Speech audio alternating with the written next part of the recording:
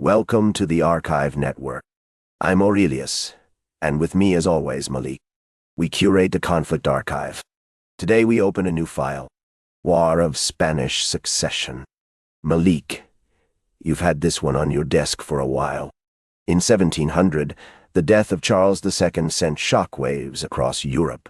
The last Habsburg king of Spain left behind a vast empire without an heir. His passing was more than a royal tragedy. It was a potential flashpoint for conflict.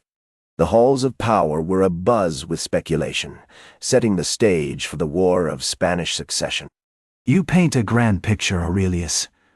But let's not forget the human cost. Charles's death wasn't just about power vacuums. It was about real lives. The common people of Spain, living under the shadow of their decaying monarchy, had no idea their fates were about to intertwine with the ambitions of empires. This was more than a succession. It was a brewing storm. True, but the ramifications of the Spanish crown's control were immense. This empire stretched from the vast plains of Castile to the bustling ports of the Spanish Netherlands. Every great power saw this succession as a matter of survival. The stakes were incredibly high, and the looming specter of a Bourbon superstate weighed heavily on the minds of European leaders. They understood that unchecked ambition could reshape borders and alliances, leading to conflicts that would echo for generations. Survival? Yes, but let's unpack that. It's not just about empires. It's about the fear rippling through the common folk. As Louis XIV maneuvered to place Philip of Anjou on the throne, it wasn't simply a game of thrones. It was a direct threat to ordinary lives who would pay the price for these grand ambitions. You're not wrong about the people caught in the crossfire. But let's take a step back and consider the political landscape. Austria, Britain, and the Dutch Republic all recoiled at the thought of Bourbon dominance spreading across the continent. This was a strategic calculus, one that required not just forming alliances, but also a thorough reassessment of power dynamics in Europe. In times like these, we see how empires operate, reshaping the world to suit their ambitions. And yet, we must remember that the Spanish court had deteriorated significantly over the years. The nobles, caught up in their own ambitions, were merely pawns in a game they didn't fully comprehend. They welcomed Philip's succession, hoping he might be a stabilizing force. But that desperation really highlights their powerlessness, doesn't it? All that political maneuvering was about control, not about actually providing stability or hope for the ordinary people trying to survive in such turbulent times. The Spanish nobles found themselves in a precarious position, their hopes resting on a foreign prince. Yet, the threat of outside intervention loomed large. Outside the palace, the streets of Madrid buzzed with anxiety. The common people watched warily, unsure of the changes Philip might usher in. French soldiers were appearing in their neighborhoods, and their presence only intensified the fear of what was to come.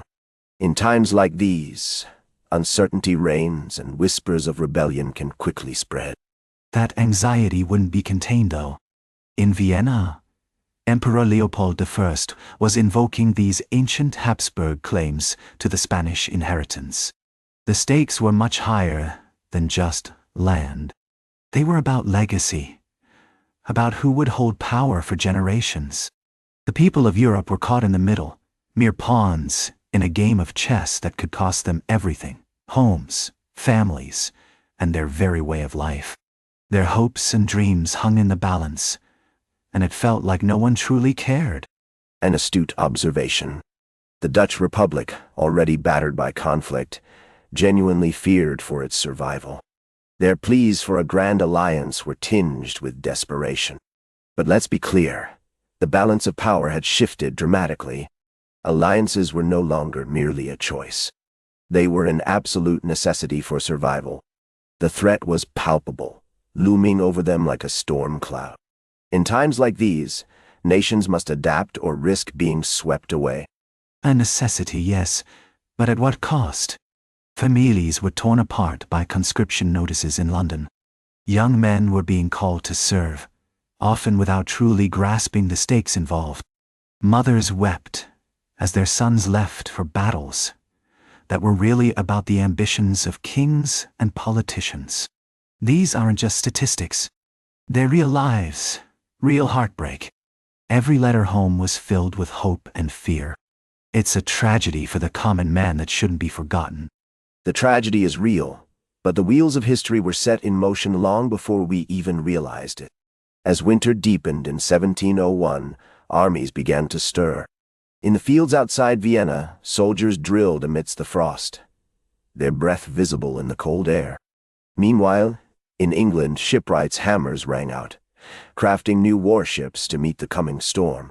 The entire continent stood poised on the edge of chaos, and we all know how these conflicts unfold. And the people remained largely ignorant of the impending storm. The diplomatic chess game was hidden from view. How?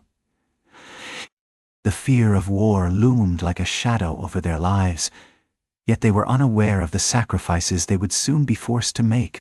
Blood would be shed, and not just in battle. It would seep into the core of their daily lives. Yes, Malik, the cost will be shared by all. The balance of power that had been maintained for so long was teetering. Alliances were forming, armies were mobilizing, and the people of Europe were bracing themselves for the consequences. The die was cast, and history was about to unfold in ways no one could foresee. That's where we leave it for now. Part 1 of 5. War of Spanish Succession is far from done. 1. Aeon. If you're new here, we're Aurelius and Malik, curators of the Conflict Archive, part of the Archive Network. Part 2 drops soon.